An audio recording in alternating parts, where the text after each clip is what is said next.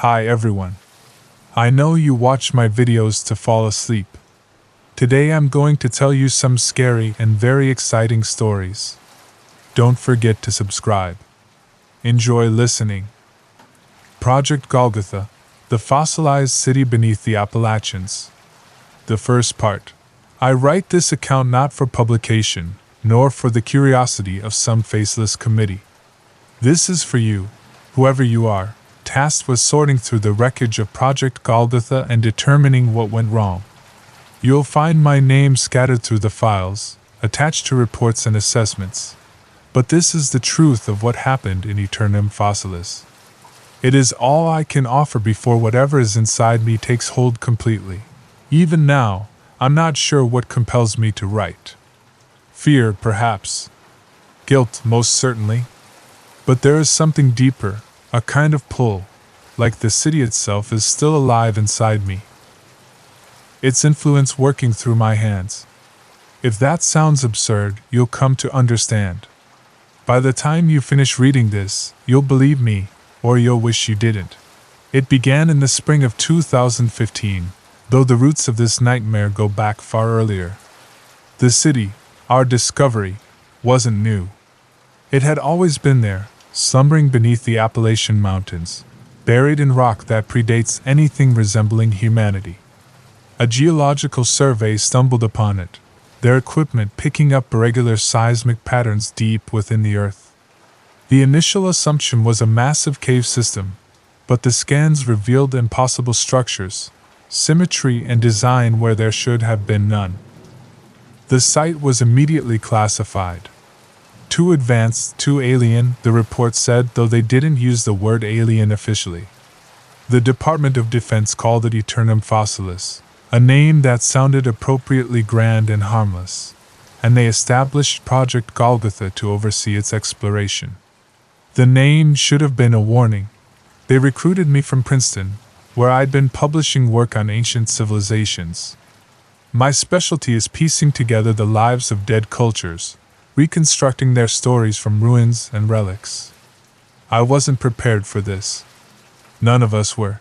The team was small by design, 6 of us, each chosen for our specific expertise. We were given enough information to prepare, but not enough to grasp the scale of what we were walking into. I still remember the first briefing in the Pentagon's windowless conference room. The air was stale with recycled coolness, and the lights overhead buzzed faintly, just enough to crawl under your skin. A man from the Department of Defense, whose name I never caught, stood at the head of the table and projected a grainy, black and white image onto the wall. I scanned the room as I took my seat. Eliza Ward, a paleobiologist I recognized from a few conferences, nodded at me briefly before returning her attention to the table. Malcolm Reyes, a geologist with a reputation for being prickly but brilliant, was scribbling in a notebook. There was a military officer, Lieutenant Daniel Price, whose sharp posture and unreadable face gave him away instantly. The other 2, Tessa Burke and Victor Green, I didn't recognize, though their demeanor suggested they weren't academics. Once I sat, the man in gray pressed a button on a small remote, and the room's lights dimmed. A grainy, black and white image flickered onto the screen at the far end of the room. This, he began, is Aeternum Fossilis. We believe it to be a fossilized city. The structure you see here is nearly a mile underground. The image was hard to interpret at first, just a mass of jagged shapes and shadows. But as he spoke, the details began to emerge: walls, arches, and spire-like formations frozen in place. The structures were unmistakably artificial, yet their contours felt disturbingly organic. This site was discovered 6 months ago during a routine geological survey in the Appalachian Mountains, he continued. Initial analysis indicated the presence of an extensive underground cave system. However, further investigation revealed something far more significant. He clicked the remote again, and a series of diagrams replaced the photograph. This is a fossilized city. The structures you're seeing are petrified, composed of minerals that replaced their original organic material over time. Wait, Eliza interrupted, leaning forward. You're saying these structures were alive? We believe so, yes, the man said, his tone flat, clinical, though the exact nature of their function remains unclear. What we do know is that the site is over 1 billion years old. The room fell silent. That's impossible, Malcolm muttered, shaking his head. 1 billion years ago, Earth wasn't even hosting multicellular life. And yet, the man replied, radiometric dating of the surrounding rock confirms the timeline. This predates not only human civilization, but all known life forms capable of creation. Tessa, the data technician, finally broke the silence. What exactly do you want from us? We want answers, the man said. Your team has been assembled because each of you brings a unique expertise to this project. Dr. Falk, you'll lead the team in studying the cultural and structural aspects of the site. Dr. Ward, you'll analyze the biological components. Dr. Reyes, your focus will be on the geological and material properties.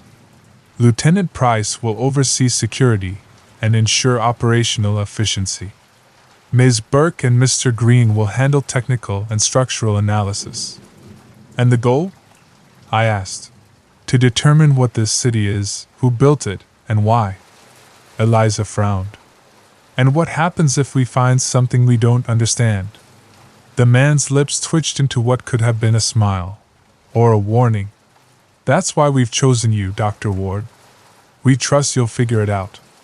2 weeks later, we stood at the entrance to the site. The journey had been arduous, a helicopter ride over the Appalachian wilderness, followed by an hours-long trek through dense forest to a remote, guarded facility. The entrance itself was nothing more than a narrow shaft descending into the earth, lined with steel supports and dim, flickering lights. Welcome to Golgotha, Lieutenant Price said as we entered a metal-caged elevator. His tone was dry, almost amused. We descended into the earth like divers slipping into a deep and uncharted ocean, the dim light from above fading until only the faint hum of our equipment and the rhythmic clank of the elevator cage surrounded us. Lieutenant Price stood closest to the controls, his sharp silhouette barely illuminated by the flickering overhead bulb. He kept his hand on the lever as if the whole contraption might fail at any moment. Eliza, you good? I asked, noticing her pale face in the weak light. Yeah, fine, she said, but her voice was clipped. She gripped the railing with both hands, knuckles white. The elevator jolted to a stop, and the gates slid open with a screech. We stepped out onto a grated metal platform suspended above a gaping void. Floodlights, mounted at irregular intervals, illuminated the cavern below in stark white. The light cast long shadows that danced across the walls, making the space seem even more foreign. And there it was, Eternum Fossilis. The first thing that struck me was the scale. The city stretched beyond the range of the floodlights, its fossilized structures merging with the darkness. The buildings, if they could even be called that, rose like skeletal spires, their surfaces riddled with porous patterns that reminded me of coral or bone. Arches and bridges crisscrossed the space, their intricate designs defying architectural logic. It was both mesmerizing and deeply unsettling. It's beautiful, Eliza said softly, breaking the silence. The path from the platform to the city floor was a series of metal staircases and reinforced walkways that zigzagged their way downward. The further we descended, the more oppressive the air became, heavy and stale, carrying a faint, metallic tang that clung to the back of my throat.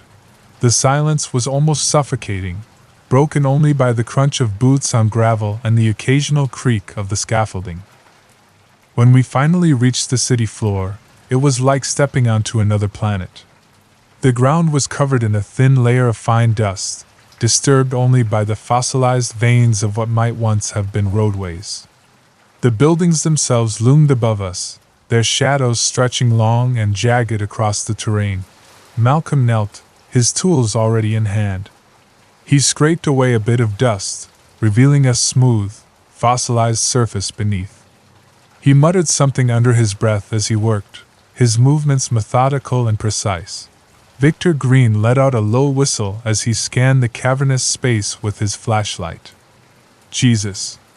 The beam swept across the entrance to the city, revealing angular walls that rose into darkness.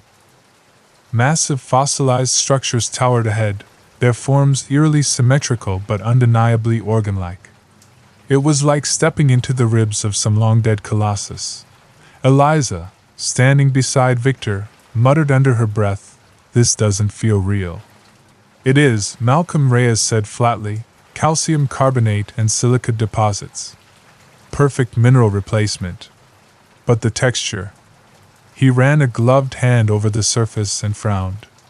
"I've seen cultivated corals that look less deliberate." "Stay close," Price ordered. His voice cut through the quiet, authoritative but calm. "Until we've cleared the immediate area, no wandering off." No one argued. The vastness of the cavern swallowed our small group, and the faint echoes of our movements seemed to mock the idea that we had control over this environment. I could feel the weight of the mountain pressing down on us, the knowledge that we were a mile beneath the surface settling heavily in my chest. "Let's move," I said, taking the lead. "We'll head for the main structures first. Document everything." The approach to the city was slow, deliberate. Our lights played over colossal, skeletal formations that seemed to grow from the ground. Each structure was riddled with a latticework of pores and branching patterns. The sheer scale was staggering. Arches and spires reached heights that no human architecture could match. Eliza stopped abruptly, shining her flashlight on a nearby wall. "Look at this," she said, kneeling down. I joined her, crouching beside what looked like a segment of fossilized bone. It was massive, the porous texture riddled with spirals and ridges. "Petrified cartilage?" I suggested. "Maybe," she said. "But the patterns, they're too precise. It's like the whole thing was designed. Engineered." Malcolm joined us, squinting as he inspected the texture. If it was alive, it wasn't like anything on Earth. At least, not anything we've ever seen. I nodded, but the enormity of the implications felt too big to tackle just then. "Let's keep moving." We moved deeper into Eternum Fossilis, the city swallowing us in its vastness. Each step forward felt more deliberate than the last, as if the ground itself were guiding us. I couldn't shake the sensation that we weren't supposed to be there. Or maybe we were. It was hard to tell. That feeling of purpose, of intentionality, hung in the air like static. Victor Green, his flashlight beam darting between the skeletal spires, let out a low groan. Whoever, or whatever, built this didn't half-ass it. "It's not human," Eliza said flatly. She was crouched beside what looked like a fragmented pillar, her gloved hand tracing the porous surface. "Look at the patterns here. They're cellular, almost vascular. This wasn't constructed, it was cultivated." Malcolm Reyes scoffed, the sound sharp and dismissive. He was already unpacking his equipment, muttering something under his breath about calcium carbonate deposits. "Everything down here screams mineral replacement. You're looking at fossilization on a scale none of us have ever seen, sure. But don't romanticize it, Ward. This is rock, not tissue. And how do you explain the organization?" She snapped, standing and gesturing at the spires surrounding us. "Coral doesn't grow in straight lines. It doesn't form arches." "Enough," I said, cutting through their argument. "Catalog first. Speculate later. The last thing we need is to start chasing theories before we have data." Tessa Burke was already several paces ahead, her eyes darting between the glowing screen of her tablet and the towering edifices. She looked back at us, her voice measured but tight. "I'm picking up faint magnetic fields. They're weak, but they're there." "That's normal," Malcolm said dismissively.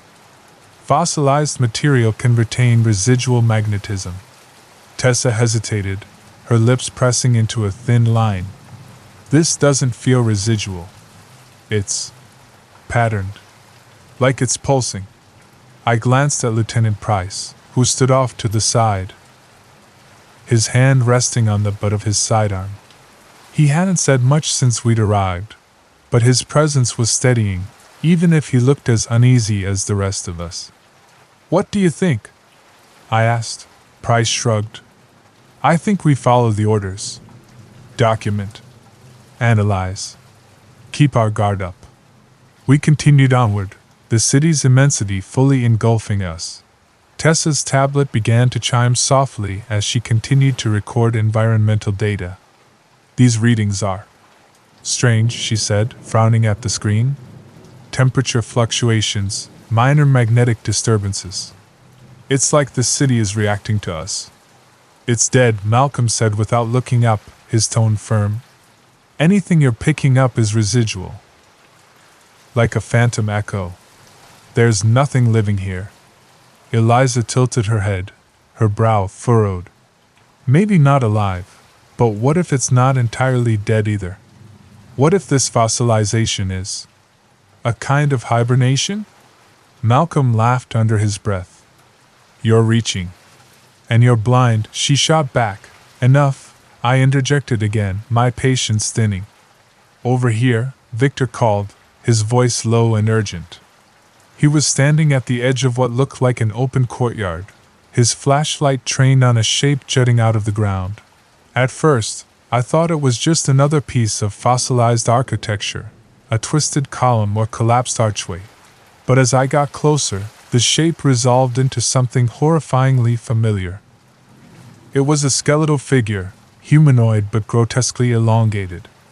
Its ribcage flared out like the petals of a diseased flower, and its limbs were unnaturally bent, the joints bulging with what looked like calcified growths. "Jesus Christ," Eliza whispered, kneeling beside it. Her hand hovered just above the fossilized remains, trembling slightly. It's bipedal. Look at the pelvis, the spine. This thing stood upright." "But it's not human," I said. The words felt heavy as they left my mouth. "It can't be." "No," she agreed, her voice barely audible. "But it's close." Malcolm joined us, his skepticism visibly wavering as he crouched to examine the figure. "The proportions are wrong. The skull, look at the cranial capacity. It's massive. This thing would have to have been upwards of 10 feet tall." He adjusted his headlamp and leaned closer, inspecting the porous texture of the bones. "This is incredible. The preservation. It's like the fossilization process froze everything pre-decomposition. I've never seen anything like it." Eliza reached out with a gloved hand, brushing away the thin layer of dust that covered the remains. "Look at these bones. They're porous, like bird bones, but the structure. It's almost like cartilage. And this," Eliza said, pointing to the fossil's ribcage, "these ridges. They're not just decorative. They're functional. Maybe for respiration? Circulation?" "It's fossilized," Malcolm said. "There's no way to know for sure." "This doesn't add up," Tessa said, staring at the readings on her tablet. "The magnetic fields are stronger here. It's like they're concentrated around these remains." "Maybe they were using the fields for something," Victor suggested. "Power? Communication? We're way out of our depth here." Tessa's voice broke the silence, calm but strained. "I'm detecting more of them. Straight ahead." We followed her lead, the beam of her flashlight cutting through the gloom. The courtyard opened into a vast chamber, its floor scattered with similar skeletal figures. Dozens of them. They were sprawled in unnatural poses, as if frozen mid-motion. Some looked as though they were trying to shield themselves, their elongated arms twisted in front of their faces. Others were collapsed on their sides, their contorted spines suggesting some sort of agony. "What the hell happened here?" Price murmured. "I don't know," I said. But this wasn't natural. Eliza was already moving among the remains, cataloging them with a feverish intensity. This wasn't just fossilization. These beings, whatever they were, they died suddenly. Look at the fractures, the way the structures collapsed in on themselves. It's almost like they were petrified. Petrified? Malcolm echoed, his voice sharp. You're suggesting what? That they turned to stone instantly? Look around, she said, gesturing at the chamber. Do you see any signs of decomposition? Erosion? These remains are pristine. Something happened here, something catastrophic. Tessa was pacing the perimeter of the chamber, her tablet held close to her chest. The magnetic fields are stronger here, she said. Definitely localized around the remains. Price stepped closer to one of the figures, his flashlight casting long, edged shadows on the walls. If this was some kind of attack, who, or what, was responsible? Maybe it wasn't an attack, I said, the words leaving my mouth before I'd fully thought them through. Maybe this was deliberate. Eliza looked up from where she was crouched, her expression unreadable.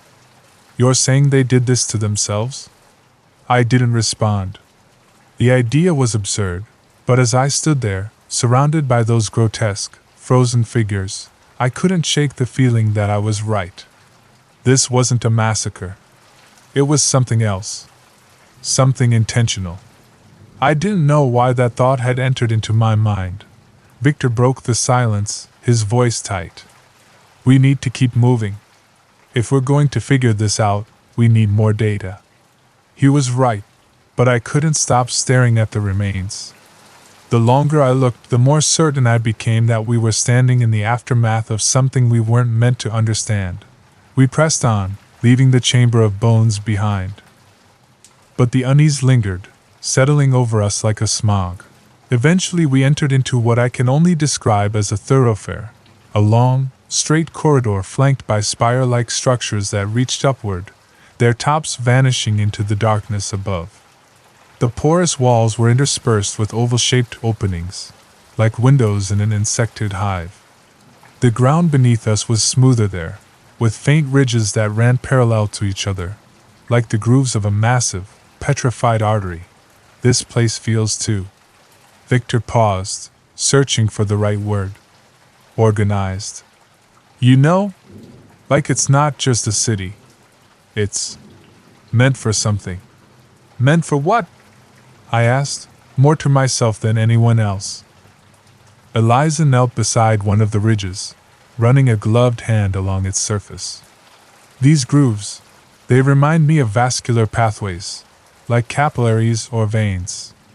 Veins don't fossilize into perfect geometry, Malcolm said, though his usual arrogance was tempered. Either do buildings, Eliza countered.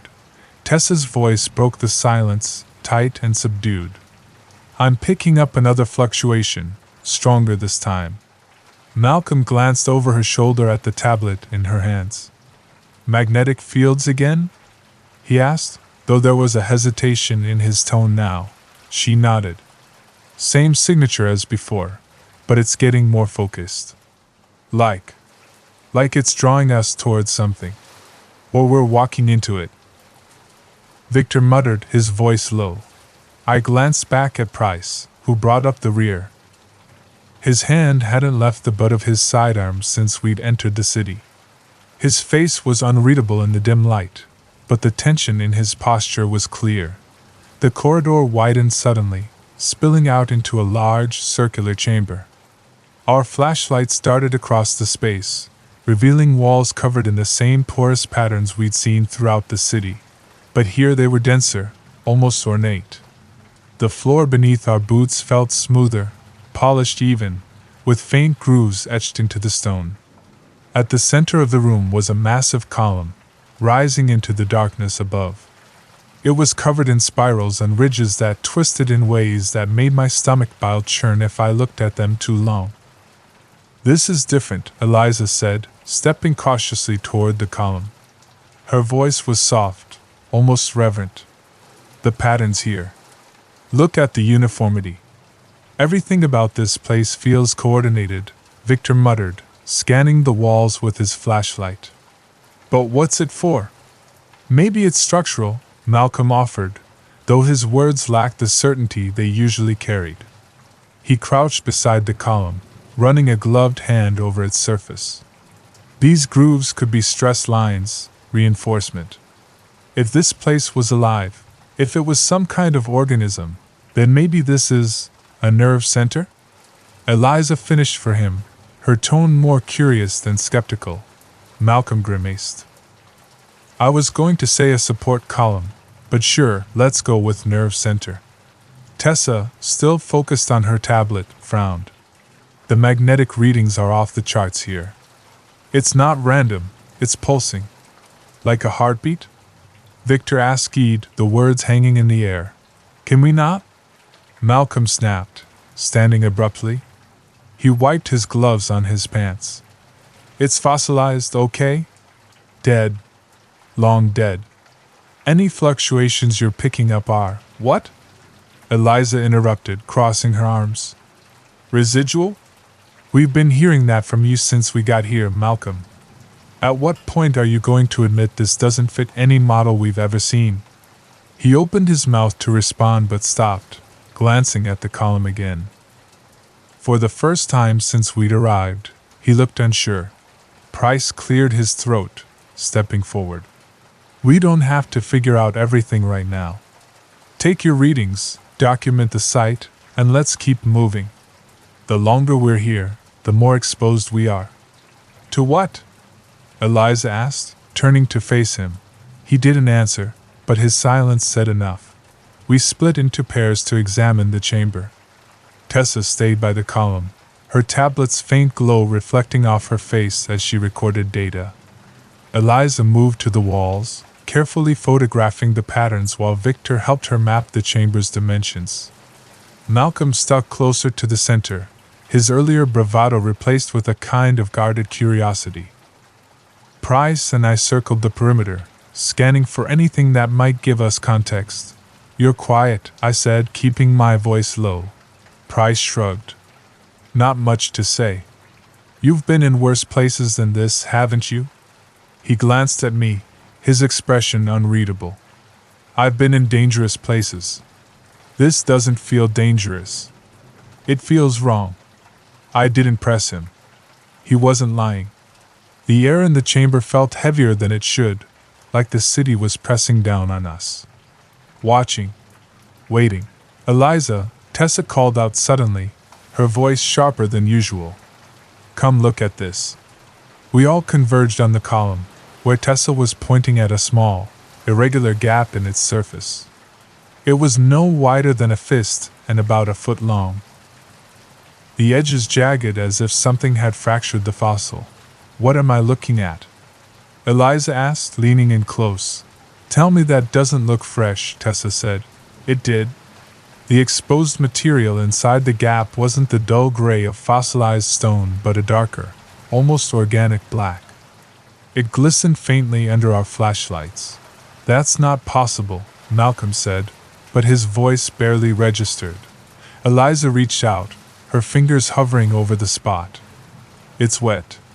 Don't touch it, Price barked, his tone sharp enough to make her pull back. He stepped forward, peering into the gap. If that's some kind of biological material, we don't know what we're dealing with. It shouldn't be here. Malcolm said, more to himself than anyone else. This entire structure is fossilized. It's been petrified for millions, no, billions of years. This doesn't make sense. None of this makes sense, Victor muttered. We need to document it, Eliza said, her voice resolute. Carefully.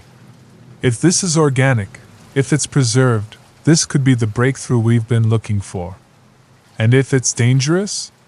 Price countered. Eliza hesitated but didn't back down. It's a risk worth taking.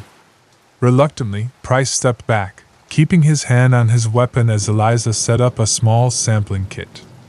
She worked methodically, scraping a tiny amount of the black substance into a sterile container. It clung to the edge of her tool like tar, stretching slightly before breaking free. Tessa's tablet chimed again, and she glanced down, frowning. The magnetic fields are spiking. She stopped, her eyes narrowing. Wait. It's not just the fields. The temperature's rising. Malcolm checked his own instruments, his brow furrowing. That's impossible. We're over a mile underground. It's faint, Tessa said, but it's consistent. Whatever this is, it's active. Eliza stood, holding the sealed container carefully. Then we need to. A low rumble interrupted her, reverberating through the chamber like distant thunder. The column seemed to shudder, the spirals on its surface catching the light in a way that made them look almost fluid. Tell me that was a coincidence, Victor said, his voice tight. No one answered. We spent hours in that chamber, cataloging and documenting, but the more we examined the platform and its radiating lattice of filaments, the more questions it raised. This structure, Victor said, still focused on the intricate weaving of filaments, it's almost fractal. Every piece I examine leads to smaller, more detailed layers. It's like it was designed to self-organize. Self-organize into what? Price asked, his voice edged with tension. He wasn't a scientist, but he was no fool. He could sense the unease growing in all of us. Victor shrugged. I don't know. A network? A machine? Something biological? All of the above? I don't think our categories apply here. Tessa was sitting on the edge of the platform, her tablet glowing faintly in the dim light. She was silent, scrolling through her readings, her brow furrowed. I glanced at the others. Eliza was crouched by one of the larger filaments, carefully brushing away dust and debris. Malcolm was examining a cross-section of the fossilized material, his expression unreadable. Malcolm, I said, what's your take? He looked up, clearly annoyed at being interrupted. On what? The fact that we're standing on a billion-year-old anomaly? Or the fact that every single reading we're getting defies logic? Both, I said flatly. He sighed, running a hand through his hair. Look, the mineral composition here is consistent with fossilization. But the patterns, he stopped, searching for the right words. They're too precise. This wasn't just a city. It was a system. Everything was interconnected. And now, it's like the whole thing is waiting for a signal. A signal for what? Price asked, stepping closer. Reactivation, Eliza said softly, standing up and dusting off her gloves. The word hung in the air like a warning. None of us wanted to acknowledge it, but we all felt it. That creeping certainty that this place wasn't as dead as we wanted it to be. We decided to push further into the city, following the stronger magnetic pulses Tessa had detected. The path led us through more corridors and chambers, each one more elaborate than the last. The architecture became increasingly intricate, with overlapping arches and spiraling columns that seemed to defy gravity. This is insane, Victor muttered as we walked. Who builds like this? And how? There's no scaffolding, no framework. It's like the entire city was birthed.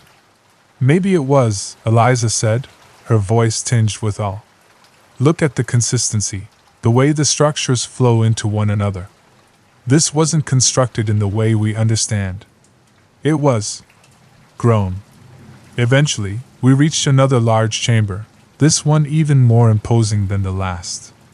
It was circular, with a domed ceiling that stretched impossibly high. The walls were lined with rib-like structures that curved inward, giving the space a claustrophobic, almost womb-like feel. At the center of the chamber was a massive, fossilized structure, encased in what looked like crystalline material. It was shaped like an organ, living yet mechanical. What the hell is that? Victor asked, stepping closer. The heart of the city, Eliza whispered. We all gathered around the structure, staring at it in silence. It was massive, at least 10 feet tall, with branching filaments that spread outward like veins. The crystalline casing caught the light from our flashlights, refracting it into faint, eerie patterns on the walls. Tessa was the first to break the silence. I'm picking up stronger vibrations here. Much stronger. It's resonating. Resonating with what? I asked. Us, maybe? She said uncertainly. Victor reached out, his gloved hand hovering just above the crystalline surface. This casing. It's not just a shell. It's part of the mechanism. You can see how the filaments feed into it. Don't touch it, Price warned, his voice sharp. Victor pulled his hand back, but his curiosity was palpable. Eliza crouched by one of the branching filaments, examining it closely. These structures, they're too complex to be decorative. They served a purpose. What kind of purpose? I asked. She shook her head. I don't know. Power distribution, maybe? Or communication? This whole city, it's like a neural network. Every piece is connected, and this, she gestured at the organ-like structure, this is the core. As she spoke, Tessa's tablet began to emit a soft chime. She frowned, tapping the screen. What is it? I asked. These vibrations, she said. They're changing. Getting more organized. Organized how? Malcolm asked, stepping closer. Like a pattern, she said, her voice tense. It's almost like. She trailed off, her eyes widening. Like what? I pressed. Like it's trying to communicate, she said finally. The words sent a chill down my spine. Communicate with who? Price asked, his grip tightening on his sidearm. Us, Eliza said. Before anyone could respond, the chamber was filled with a low, resonating hum. It wasn't loud, but it was deep, vibrating through the floor and into our bones. What the hell is that? Victor asked, his voice rising. The hum deepened, reverberating through the chamber and into our bones. It wasn't sound, it was something deeper, a sensation that wormed its way into the spaces between thought and instinct. The crystalline structure at the center of the room pulsed faintly, the light spreading through the branching filaments like a slow-moving current.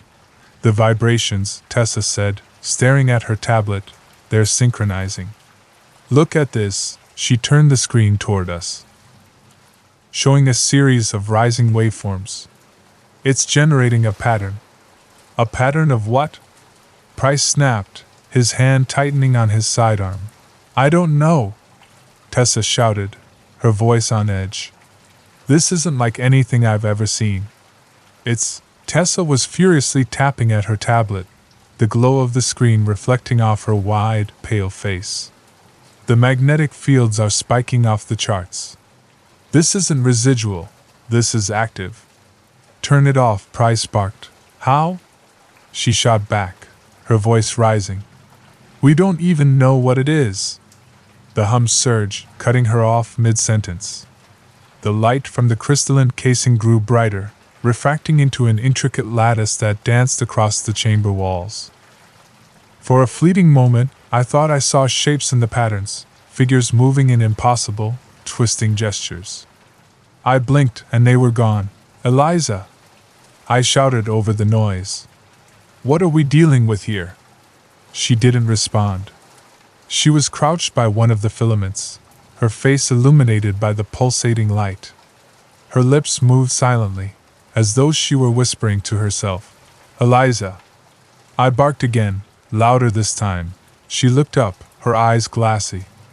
It's communicating, she said, her voice distant, reverent. It's showing us something.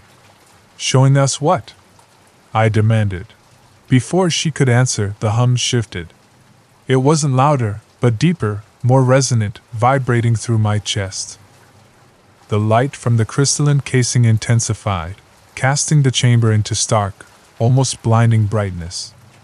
I staggered, my head swimming as the room seemed to blur and twist around me, and then the visions began. At first, it was just flashes, images that didn't belong in the darkness of the chamber.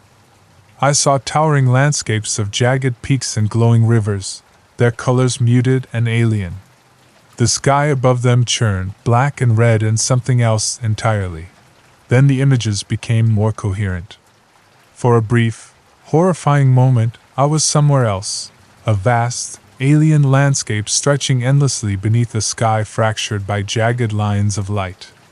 Towering structures rose from the ground, their forms impossible, their surfaces rippling like living flesh. The figures were there too, moving among the structures, their bodies twisting in synchronized gestures that felt ritualistic, purposeful. Do you see it? Eliza's voice cut through the vision, sharp and urgent. I see it, I said, my voice trembling. It's not real, Malcolm muttered, though his tone lacked conviction. He was staring at the same vision, his lips moving soundlessly as if he were trying to decipher something. The figures in the vision shifted, their forms bending and twisting in ways that made my stomach churn. Their limbs elongated unnaturally, their torsos folding inward and then expanding outward in a grotesque display of fluidity. They were communicating, not with words, but with their bodies, their contortions conveying something I couldn't comprehend. What are they doing? Victor asked, his voice barely a whisper. Speaking, Eliza said. She took a step forward, her eyes locked on the glowing casing. I think I understand them. Understand what? Price demanded.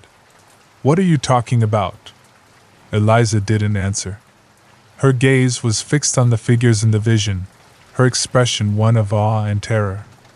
They're trying to show us something. The vision shifted again, the alien landscape dissolving into incomprehensible patterns, geometric shapes that folded and unfolded upon themselves, defying the laws of space and time. I felt a sharp pain behind my eyes, and I staggered, clutching my head. Malcolm let out a low groan, drawing our attention. He was hunched over, his hands gripping his temples. Do you hear that? He muttered, his voice strained. Hear what? I asked. The words, he said, his voice trembling. It's like whispers, but not. I can't make sense of it. Malcolm, you're not making sense, Price said, stepping toward him. What words? They're not words. Malcolm snapped, his voice rising. It's something else. Something different. Malcolm, I said, stepping toward him. What are you? And then my vision began to distort. The walls of the chamber rippled, the fossilized filaments seeming to pulse in time with the vibrations. Patterns appeared on the surfaces, spirals, lattices, shapes that felt as though they were alive. No, I muttered, squeezing my eyes shut. It's not real. It's not real. When I opened them, the patterns were still there, shifting and flowing like liquid. Adrian, Eliza said, her voice pulling me back. She was standing by the crystalline casing again, her hand hovering just above it. This isn't just a machine. It's a memory. A record of what this place was. And what was it? Price asked, his tone edged with frustration. A network, she said. A system. Everything here, this city, it's all connected. It's all alive. It's hibernating, Malcolm said suddenly, his voice clear and steady. She's right. It's waiting to wake up. The second part. We need to leave, I said, my voice firmer than I felt. We've seen enough. Eliza didn't respond immediately. Her eyes were locked on the crystalline casing, her expression unreadable. We can't leave, she said finally. Enough of this, Price barked, stepping forward. His hand shot out, gripping Eliza's arm. We are leaving. Now. Eliza didn't resist. She allowed him to pull her back, but her gaze remained fixed on the crystal. The faint glow emanating from its surface reflected in her wide, unblinking eyes. You don't understand, she whispered. This is the key to everything. We can. Price cut her off sharply. And we will. This isn't a discussion. No one argued with him. The hum that had filled the chamber was still resonating in my chest, making it hard to think clearly. My mind felt fractured, as though pieces of it had been pulled in different directions and left shattered. Price guided Eliza out of the chamber, practically dragging her away. She twisted her neck to look back at the structure, her face caught between awe and frustration. Victor, Tessa, Malcolm, and I trailed behind. It didn't take long for me to notice that Victor had begun limping. His hand was pressed against his knee. Every few steps, I heard a faint, disconcerting crack. "You all right?" I asked. He nodded, though his face was tired and drawn. "My joints are just starting to feel loose. Like they're not centered right." "What do you mean?" "I don't know," he admitted. "It doesn't hurt though. I'm good for right now." I nodded as I flexed my fingers absently, the gloves on my hands feeling tighter than they should. Without thinking, I pulled one off as we walked. The cool air bit into my skin, but the sensation was fleeting. The cold air wasn't the reason I had stopped in my tracks. It was my hand. The skin was uneven, rippling faintly as if something just beneath the surface was shifting. My pores were larger than they should have been, their edges rounded like tiny, yawning spirals. I turned my hand under my flashlight's beam. The skin moved unnaturally. Almost imperceptibly. "What is it?" Victor asked, stopping beside me. "Nothing," I lied, quickly pulling the glove back on. "Just needed a moment." "Guys," Tessa interrupted, "something's not right. We've passed this corridor before." She was right. The path ahead was disturbingly familiar, the same ribbed walls and branching arches we'd already walked through. The patterns in the fossilized surfaces were identical, down to the smallest detail. Price halted abruptly. "What the hell are you talking about?" "We're going in circles," Tessa said, her voice firm. She held up the tablet, its screen displaying a jumble of readings. "These match exactly with what I logged 20 minutes ago." "That's impossible," Malcolm groaned. "We've been following the same path." "There's no way." "Enough," Price barked, his frustration cutting through the rising tension.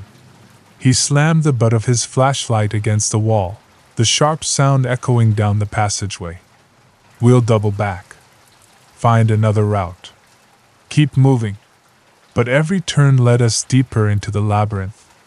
The corridors twisted in subtle, almost imperceptible ways, their layout warping into something that defied reason. A left turn looped back into the same hallway. A straight path led us to a staircase that hadn't existed moments before. "This isn't real," Malcolm muttered, his voice cracking. "It's a trick. A hallucination." "It's the city," Eliza said softly. There was a strange reverence in her voice. "It's shifting for us." Price's grip tightened on his flashlight. "Stop," he said through gritted teeth. "Just keep moving." The path ahead was indistinguishable from the one behind, but we pushed forward anyway, desperation driving us. That seemingly familiar path decided to take us somewhere different than usual. It took us to a doorway. It was massive, framed by fossilized ridges that spiraled inward like the iris of a towering, petrified eye. The edges shimmered faintly under our flashlights. "This wasn't here before," Victor said. "No," Eliza agreed. "It wasn't." "Do we go in?" Tessa asked. "We don't have a choice," Price said. The chamber stretched into the darkness, its dimensions impossible to measure in the dim light. High above, the ceiling arched like the vault of an ancient cathedral, supported by immense rib-like structures that curved inward. At the center of the chamber was the fossil. Its body was massive, easily twice the size of a normal man's, and its form was frozen in a grotesque contortion. The ribcage flared outward, angular and expansive, while the head was crowned with protrusions that appeared almost decorative. Yet there was nothing ornamental about it. The fossilized remains exuded purpose, every jagged line and sharp edge a testament to a design we couldn't even begin to understand. What made it worse was that the remains were encased in more of that translucent, faintly glowing, crystalline substance. We approached cautiously, our movements slow and deliberate. What the hell? Victor murmured, his voice trailing off. Eliza broke away from Price's side, her movements deliberate but unsteady. She moved closer to the fossil, her flashlight beam dancing over its surface. It's the same as the others, she whispered, but more. More what? I asked. More advanced, she said, crouching beside the crystalline casing.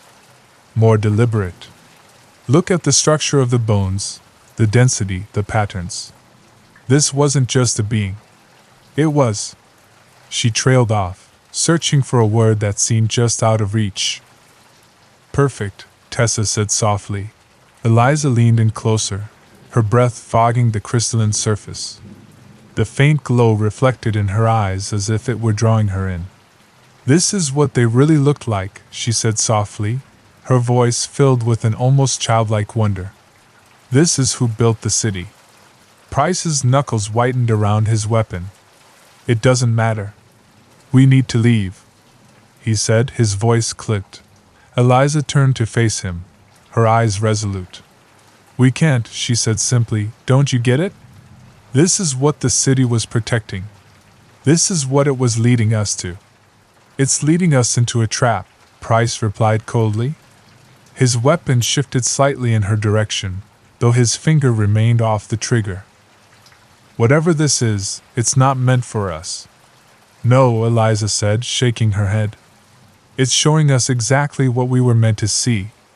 This is the key to everything, the origin, the purpose. This isn't just a fossil. It's a time capsule. For what? Victor asked, his voice mumbled. For survival, Eliza said. Eliza's words hung in the air, filling the chamber. For survival, she repeated, her voice filled with silent awe. Her hand hovered inches from the crystalline casing as if she expected it to respond, to acknowledge her.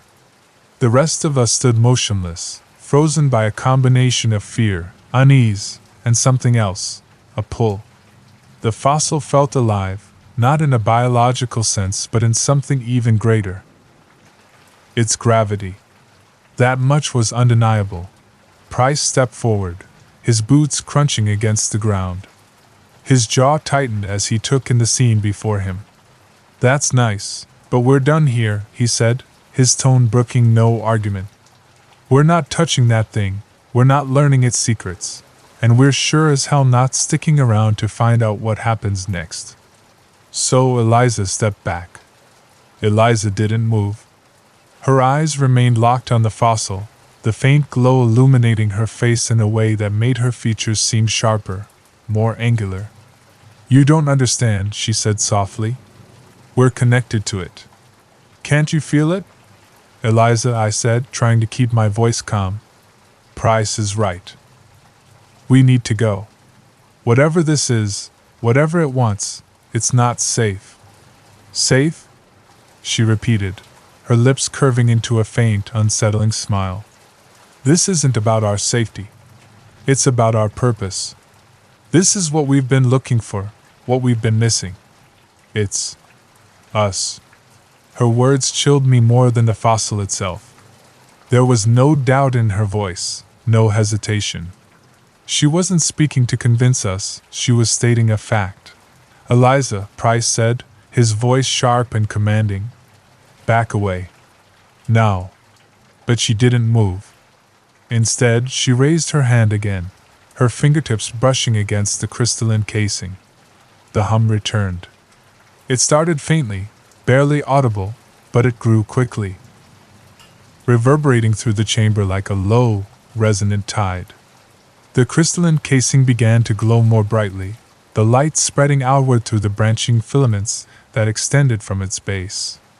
My hands felt clammy again, the skin under my gloves prickling with a sensation that was both familiar and foreign. What the hell is it doing? Victor asked. The fossil itself began to shift within the clear rock, slow, subtle movements that shouldn't have been possible. Jesus Christ, Victor whispered, stumbling back. The ribcage of the fossil expanded slightly, as if inhaling, and the thorn protrusions on its skull pulsed faintly. The crystalline casing surrounding it cracked. Hairline fractures spidering outward with a sound like splintering ice. "Move!" I shouted, but no one did. We couldn't. The broken crevices widened, and the fossilized figure inside began to writhe. Its movements were jerky, unnatural, as though it were struggling to free itself from the eons of petrification that had held it in place. Price raised his weapon, his hands shaking. "I'll shoot." "Don't," Eliza said, stepping between him and the fossil. "You'll make it worse." "How could it get worse?" Malcolm snapped, his voice cracking. "We're all ready." The casing shattered. The sound was deafening, like a thunderclap, and shards of crystalline material exploded outward. We ducked, shielding ourselves as the fragments clattered to the floor. When I looked up, the fossil was standing. It was no longer made from stone. The being before us was flesh and blood. Its elongated limbs moved with a grotesque fluidity, the joints bending in ways that defied anatomy. The ribcage flared outward, the riveted, fluted edges stretching and retracting like the gills of some alien deep-sea creature. The hum in the room rose in pitch, becoming almost unbearably high, and I realized with a sickening lurch that the sound was coming from the figure itself. The awful, whistling hum was breathing. Eliza stepped forward. "It's beautiful," she whispered. "Stay back," Price roared. But she ignored him. The figure moved towards her, its movements flitting. It raised one of its elongated hands towards Eliza, its angular and pointed fingers extending outward like twisted branches. "It's so much," she whispered, her voice layered with something deeper, something not her own. "They're showing me." "Showing you what?" I demanded. "Everything," she said, her lips twitching into a smile. "What they were. What we are." Ward reached out with trembling hands, her fingers brushing the pocketed surface of the figure's outstretched appendage. The moment she made contact, her body convulsed violently, her back arching as if she'd been struck by lightning. Her hand twitched. And I saw it. Her skin was rippling, the pores on her arms widening into strange, spiral-like patterns that glistened faintly under the chamber's light. It wasn't just her hand. The transformation was spreading up her arm, the flesh beneath shifting and reshaping itself in ways that defied everything we knew about our biology. Within seconds, she collapsed to the floor, motionless. The fossil shifted its attention again, this time with more purpose. Its head turned toward us, the protrusions on its crown shifting like antennae. The whistle of its breathing became a low, guttural sound, almost like a voice, but without words. It wasn't speaking, it was singing, a deep, foreign melody that wormed its way into my thoughts, reshaping them in ways that belied my understanding. I felt a sharp pain in my hand and looked down. My skin was moving again, the pores widening, the surface rippling like liquid. I flexed my fingers, and the movement sent a wave of nausea through me. I could hear the motion of my own body in ways I couldn't comprehend. "What's happening to us?" Victor muttered, staring at his own arm. His elbow twisted and bent in the wrong direction with an audible pop.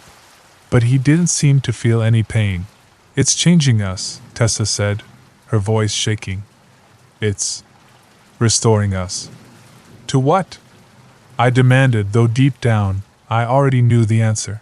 I looked up just in time to witness Eliza's eyes flutter open. And for a moment, they looked normal. But that moment quickly faded when they shifted over. Her pupils had dilated and contracted without due cause. It was as if they were trying to focus on something just beyond the edge of our existence. Beyond us. It was at that point she turned her head toward me. I watched as her pupils split open and revealed a second iris beginning to peek through. "We need to leave," Price said, his voice hard. "How?" Malcolm asked, his voice breaking. His arms were now visibly distorted, the flesh bulging unnaturally beneath his sleeves. Price raised his weapon, pointing it at the figure. "No!" Eliza shouted. She stood up and stumbled between Price and the living fossil. Her movements unnatural, her body twisting as the transformation had reached deep inside her core. You don't understand. It's not an enemy. It's us. Price didn't hesitate. He fired. The gunshot echoed through the chamber, deafening in the enclosed space. The bullet struck the fossil's ribcage, splintering the porous surface but doing little else. The figure turned toward Price as if his act of aggression had compelled something within it. The being raised its hand towards us, its elongated fingers twitching in a rhythmic, almost dance-like pattern. The hum in the chamber deepened. Shapes began to form in the air around us, intricate geometric patterns that flickered like static. I clutched my head as a sharp pain lanced through my skull. Images flooded my mind, landscapes of impossible configurations, endless cities stretching into infinity, and figures, dozens of them, moving in synchronized, choreographed gestures. I stumbled, falling to my knees. The visions were relentless, each one more vivid and incomprehensible than the last. I could feel my body changing, the pores spreading all throughout my form, expanding further, my skin shifting like it no longer belonged to me, bubbling, growing. The being stepped closer, and I saw its torso expand slightly, as if drawing in air. Its chest opened, not with a mechanical movement, but like a flower unfurling. Inside was something worse than flesh, a latticework of veins, tendons, and translucent organs, pulsing with a sickly yellow light. Its movements began making sense to me, forming words to its very gesticulations directly into my mind. I couldn't look away. I was transfixed on it. The light in its chest grew into my eyes until it consumed my vision. For a moment, there was nothing around me, just an endless expanse of white, stretching in all directions. And then the visions returned, stronger, clearer. I saw the city as it once was, alive and pulsating, its structures flowing and shifting as a united coalition of living organisms. I saw the beings who had built it, their bodies fluid and ever-changing. Their movements synchronized in a dance that defied language itself, and then I saw their end. A living darkness, vast and consuming, spreading throughout the city like a plague. The beings fought it, their bodies twisting and contorting in ways that exuded their own fear. But it was futile. Their city was dying, and they had no choice but to preserve what they could. They cultivated their DNA and spread it across the world before encasing themselves in stone and crystal, waiting for a time when the darkness would pass. Neanderthals, Denisovans, Homo sapiens, we were their hope. We were their repository. When the visions faded, I was on my knees, gasping for breath. The chamber was silent again. The hum gone, as was the being. Though Eliza was now standing where it had been, her back to us. "Eliza?" I called out, my voice barely my own. She turned, her movements fluid and surreal, as if her bones acted independently from her own muscle. Her face, if it could still be called that, was a culmination of her former self and something utterly foreign. The patterns on her skin spiraled outward, riveted and fractal, like countless open, pulsating sores. Her eyes, now innumerable, were scattered throughout the entirety of her face, each one focused on me. "Eliza?" I said, my voice broken. Her lips twisted into a final smile that didn't reach her misshapen features. "It's fantastic. Isn't it? This is what we were meant for. This is what we are," she rasped, her voice layered with infinitely frayed vocal strums. "We're not anything like that," Victor shouted, his voice cracking. He was hunched over, one arm cradled against his chest. His elbow had fully bent backward, the joint bulging terribly beneath his skin. Eliza's smile expanded across her jawline, her teeth now sharp and uneven, shifting and reforming, as though they were being remade from the inside out. "You will be." The chamber convulsed violently as a new resonating noise erupted from the walls. I fell to my knees as the floor beneath us buckled. Cracks raced through the fossilized surface, and a foul, organic stench wafted up from the fissures, thick and choking. I gagged, the air clinging to my throat like oil. Pulsating biological materials shimmered under each of the cracks as the city itself began breathing. We need to leave. Now! Price yelled, dragging Tessa to her feet. Victor screamed, and I turned to see his body contorting abhorrently. His spine arched, the vertebrae jutting out sharply against his shirt as if they were trying to escape his skin.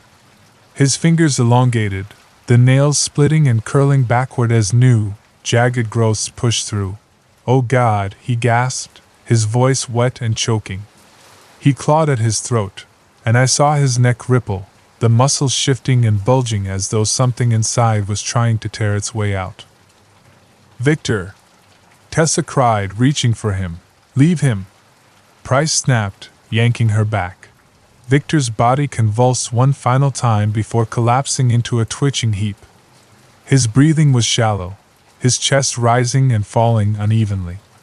The honeycomb patterns we'd seen on Eliza were spreading across his skin, the flesh rippling and bubbling. "We can't leave him!" Tessa shouted, tears streaming down her face. "He's already gone," Price said, his voice harsh. The chamber groaned again, the walls shuddering violently as pieces of the fossilized structure began to break away. Large fragments crashed to the ground, sending up plumes of dust and debris. The city's breath had become a roar. "We're leaving!" Price shouted, grabbing me and Tessa by the arm.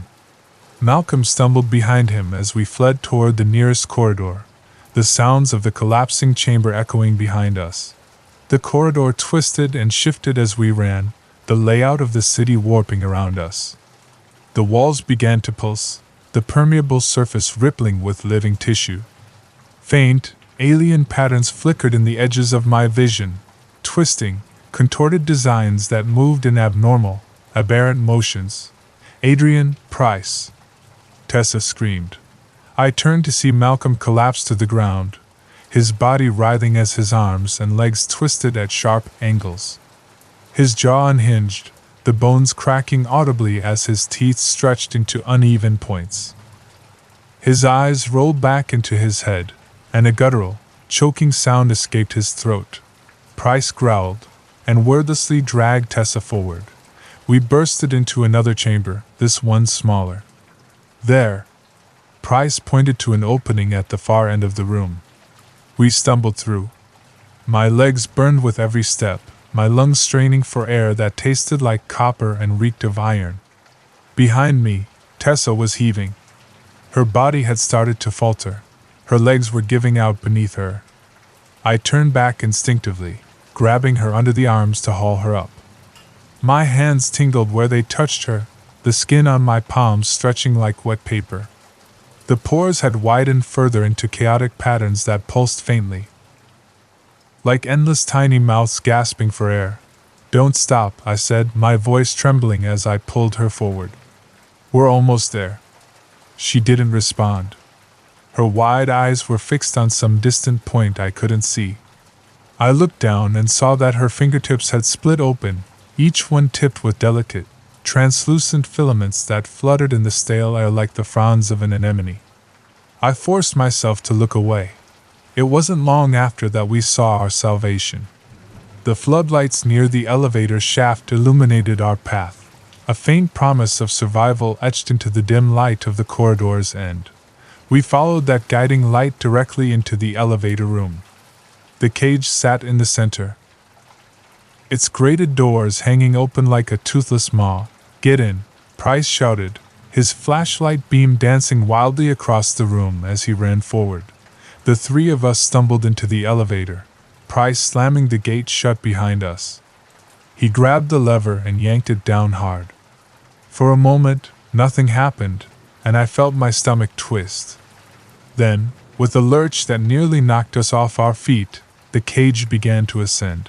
The roar of the city below us deepened, resonating through the metal frame of our frail haven. I clung to the railing, my new hands leaving faint smudges of something viscous on the metal. "We're going too slow," Tessa whispered. Price didn't respond. His jaw was clenched, his knuckles white as he gripped the lever. The elevator groaned under the strain, the cables above us creaking ominously. A deafening cacophony of noise erupted from below, and I turned to see the shaft collapsing under us, the walls folding inward like the crushing fist of some ancient, unseen colossus. The city was consuming itself for a purpose unknown, altering what it had been and closing the chapter we had so foolishly reopened. A wave of dust and debris climbed up the shaft with terrifying speed as the crevice under us fluctuated. "Hold on!" Price shouted. The elevator jolted violently as the cables strained, the motor above us whining in protest. Dust and fragments of rock rained down, and I shielded my head. The elevator surged upward, faster now, as though the city itself were hurling us away, rejecting us like a foreign body. Then, with a final, shuddering jolt, we broke free. The elevator ground to a halt at the surface with the shriek of tortured metal, jolting violently before the cage doors groaned open. We stumbled out. Above us, the night sky stretched vast and indifferent, the stars glittering like distant, unfeeling eyes. The military outpost stood a short distance away, its harsh floodlights cutting through the darkness like spears of piercing light. I remember collapsing onto the dew-covered ground. My hands sank into the dirt, and for a moment, I was struck by the cold dampness that seared into my palms. The pores seemed to drink in the dampness. It wasn't like touching soil anymore, it was like my body was trying to fuse with it. "Get up," Price rasped. He reached for Tessa, pulling her to her feet. Her filament fingers twitched uncontrollably, each movement sharp and spastic. I forced myself upright, my legs trembling with every step as we began the agonizing trek toward the outpost. In the harsh glare of the floodlights ahead, I saw shadows moving, figures emerging from the main building. They moved with precision, their weapons raised and aimed squarely at us. "Don't come any closer," one of them shouted, his voice edged. The beam of a flashlight cut across us, and I saw the horror reflected in their eyes. They weren't just afraid of us, they were recoiling. Price began, but he stopped mid-sentence, clutching his stomach with a low groan. He fell to his knees, his head bowing as his shoulders convulsed. His fingers clawed at his chest. "Price!" I shouted, rushing to his side, but he raised a trembling hand to stop me. "Stay back," he choked out, his voice thick with pain. I hesitated, helpless, as his body began to convulse. The permeable patterns on his skin darkened, spreading rapidly across his chest and limbs like a malignant tide. His ribs shifted beneath his skin, pressing outward in malformed, misshapen shapes. His spine arched sharply, and I heard the sickening crack of bone as his arms elongated. His eyes, once clear and defiant, blackened into dozens of pupil-like specks, the increasing number of dark voids swallowing the light around them. Tessa let out a strangled cry behind me that tore my attention from Price. I turned just in time to see her clutching her face. The filaments at her fingertips were growing longer, thrashing and curling like tiny, sentient vines. Her hands clawed at the air as if trying to tear the transformation away, but the act was futile. She collapsed, writhing on the ground, her body convulsing as the transformation overtook her completely. Her legs twisted, the bones audibly snapping and reforming, her torso elongating as honeycomb-like patterns etched themselves across her exposed skin. She wasn't crying anymore. She wasn't screaming. She was changing, and so was I. I wanted to scream. My mind begged for it, clawing desperately at the edges of my sanity, but no sound came. My throat refused to obey, my body frozen in place. It wasn't fear that held me still, it was something worse. My legs refused to move, no longer mine to command. The betrayal wasn't just psychological, it was physical. My own flesh had turned against me. My hands, my arms, the sight was incomprehensible, The pores on my skin had widened, spiraling outward in faint, geometric patterns. My fingers trembled, their proportions subtly wrong, elongating in ways that made my joints ache. And my own face felt foreign, tight, stretched, as though it no longer fit the contours of the bones beneath. I tried to steady my breathing, but it hitched and faltered, the air clawing its way down my throat as if it had lost the pathway to my lungs. Around me, chaos had erupted. The soldiers barked orders, their voices sharp and panicked, slicing through the night air. I felt hands on me, rough, calloused, and firm. They grabbed at my arms and shoulders, dragging me forward with force. I didn't resist. I couldn't move. Get him inside, one of the soldiers yelled. He sounded afraid. I stumbled, barely registering the uneven ground beneath my feet as my vision swam. Behind me, the roar of collapsing earth grew louder. I turned my head just enough to see past my armed escorts. The earth had begun convulsing like a living thing, the ground buckling and folding inward in waves. Chunks of rock and steel disappeared into a rapidly growing maw, being swallowed whole. I write this from an undisclosed government facility, far removed from the Appalachian wilderness where it all began. The Homo Eternum, as I've come to call them, aren't just a myth. They are real, our forebears, the architects of a world not fully our own. Though they weren't merely our ancestors. They were something greater, something beyond us in every way that matters. And now, through us, I believe they are returning. The changes in my body are undeniable proof. As are the changes in Tessa and Price, and every soldier and soul who touched us. The spiraling patterns on my skin are no longer inert blemishes.